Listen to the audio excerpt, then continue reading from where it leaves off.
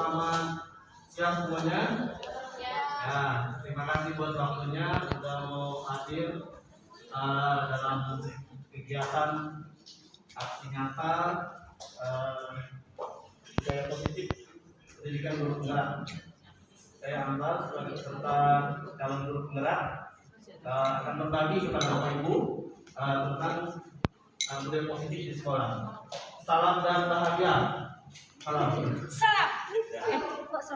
Oke, kita langsung saja. Apa yang kita pikirkan Bapak Ibu ketika kita mungkin melihat murid terlambat datang ke sekolah, ya, murid malas mengerjakan tugasnya, contek pada saat ulangan, terlibat perkelahian, melakukan bully atau perundungan, salah menggunakan seragam atau sepatu, mencuri dan lain-lain. Mungkin terpikir dalam pikiran kita pasti, murid tersebut melakukan kesalahan sehingga layak untuk mendapatkan hukuman. Nah, terus apa yang harus kita lakukan, Bapak Ibu? Dalam hal ini kami sebagai calon guru penggerak diberikan materi tentang budaya positif, bagaimana mengatasi persoalan-persoalan yang ada di sekolah kita. Jadi budaya positif bisa terbentuk jika lingkungan beradanya budaya itu juga positif, mendukung, gitu ya, Pak Ibu ya. Dari mana munculnya? Bisa muncul dari keyakinan yang dibangun, disebut keyakinan kelas. Dari keyakinan kelas itu nanti akan terbentuk peraturan kelas yang disepakati bersama. Selanjutnya, budaya positif itu apa saja Bapak Ibu?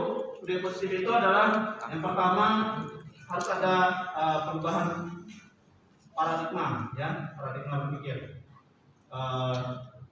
Harus ada disiplin positif dan motivasi, harus ada keyakinan keras, dan kita juga harus tahu bagaimana memenuhi kebutuhan dasar dari peserta didik, dan kita juga harus mengetahui 5 fungsi kontrol dan juga segitiga diskusi. Oke, mari kita lihat bagian-bagiannya. Biasanya kita melakukan sebuah tindakan yang mungkin menurut kita benar, tapi kadang-kadang itu kalau diamati, cut dulu kan? Enaknya di-cut dulu. Kita melihat perubahan paradigma teori kontrol atau ilusi kontrol terkadang mengalami kesalahan, ya, kesalahan dalam artian mispersepsi. Kita menganggap bahwa guru mengontrol murid itu baik, ya, tapi terkadang mereka justru nanti ketika dikontrol, maunya kontrol terus, gitu ya. Kalau tidak kontrol nanti mereka lepas kontrol, gitu ya. Terus ilusi bahwa kritik dan membuat orang merasa bersalah itu menggunakan karakter. Nah, sebenarnya itu justru membuat karakter mereka jadi tidak tertutup dengan baik. Ilusi bahwa semua penguatan positif efektif dan bermanfaat. Ketika diberi penguatan, terkadang mereka nampak bagus, nampak baik, tapi sebenarnya mereka tidak memahami apa yang mereka akan temui atau mereka akan tuju. Ilusi bahwa orang dewasa memiliki hak untuk memaksa. Ya. Sebenarnya dalam hal ini pemaksaan tidak bisa terjadi, tidak boleh terjadi dalam kita mendidik anak-anak agar mereka bertumbuh dengan baik. Nah, disiplin positif dan motivasi. Kita tahu disiplin berasal dari kata bahasa Latin yaitu disiplina, artinya belajar. Kata disiplin itu berasal dari akar kata yang sama, yaitu artinya juga pengikut atau murid. Jadi untuk menjadi seorang pengikut atau murid, seseorang harus paham betul alasan mereka mengikuti suatu aliran atau ajaran tertentu, sehingga motivasi yang terbangun adalah motivasi dari dalam atau intrinsik, bukan motivasi dari luar. Nah, dalam budaya kita, makna disiplin dimana menjadi suatu yang dilakukan seorang pada orang lain untuk mendapatkan kepatuhan. Kita cenderung menghubungkan kata disiplin dengan ketidaknyamanan.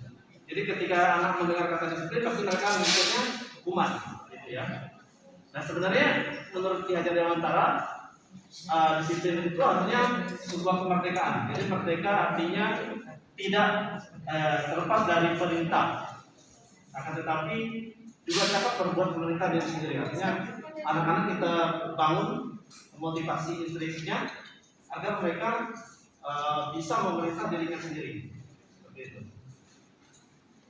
Lanjut. Nah, teori motivasi perilaku manusia ada 3. Pertama, untuk menghindari ketidaknyamanan atau hukuman. Itu berasal dari luar, ya. Apa yang akan terjadi apabila saya tidak melakukannya? Itu artinya motivasinya eksternal, seperti dipaksa, ya, untuk mendapatkan imbalan dari orang lain atau institusi. Apa yang akan saya dapatkan apabila saya melakukannya? Jadi ibaratnya ada undang terlibat seperti itu, ya. Nah, yang ketiga, untuk menghargai diri sendiri jadi bisa sesuai dengan harapan kita. Inilah yang diharapkan, motivasi internal, yaitu tumbuhlah motivasi tujuan disiplin positif. Jadi saya akan melakukan menjadi orang yang seperti apa bila saya melakukannya. Seperti itu yang kita harapkan kepada peserta didik dan kepada murid kita untuk menumbuhkan disiplin positif tadi.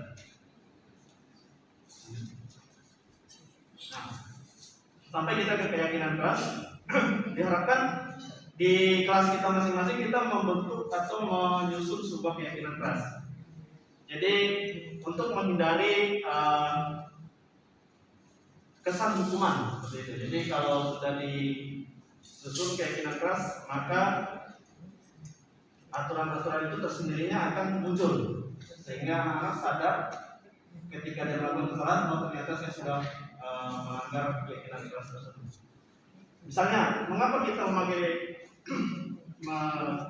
memiliki peraturan harus menggunakan kendaraan bisa mengendarai kendaraan roda 2? Mengapa kita memiliki peraturan 3M, menggunakan masker, mencuci tangan, dan menjaga jarak 1,5 meter? Mengapa kita memiliki peraturan harus datang tepat waktu saat mengikuti pelatihan atau kegiatan belajar dan lain sebagainya? Itu kita harus bangun di kelas kita masing-masing untuk menumbuhkan budaya positif tadi. Nah, Pak Ibu, dari A dan B itu ada kolom. Ini kita bisa melihat di situ ada sebuah perbedaan. Yang manakah yang merupakan keyakinan kelas menurut kita? Tentu yang B, ya. Karena di situ tidak ada unsur pemaksaan. Jadi keyakinan kelas itu muncul kalau tidak ada pemaksaan. Lanjut. Nah, ada 5 kebutuhan dasar manusia yang harus dipenuhi, ya. Yang pertama, kebutuhan bertahan hidup, biasa disebut dengan survival. Dari tengah-tengah letaknya. Kebutuhan bertahan hidup itu kebutuhan untuk kita bertahan dari segala ancaman ataupun tantangan. Ini tentunya wajib kita miliki. Kebutuhan akan cinta kasih sayang, kebutuhan diterima. Kebutuhan penguasaan itu berkaitan dengan kebutuhan pengakuan atas kemampuan. Misalnya pengakuan seorang anak mungkin dia pintar atau hebat atau dia bagus dan lain sebagainya. Kebutuhan akan kebebasan untuk memilih, ya. Kesenangan, kebutuhan untuk merasa senang. Nah, semua itu pasti ada pembunuhan-pembunuhannya sesuai dengan kebutuhan yang dimiliki oleh peserta didik. Lanjut. Nah, di sini ada 5 posisi kontrol. Jadi kita sebagai guru kadang-kadang bertindak sebagai penghukum. Sebenarnya kalau ini bisa dibesarkan, tapi kita bisa melihat belum terus cepat.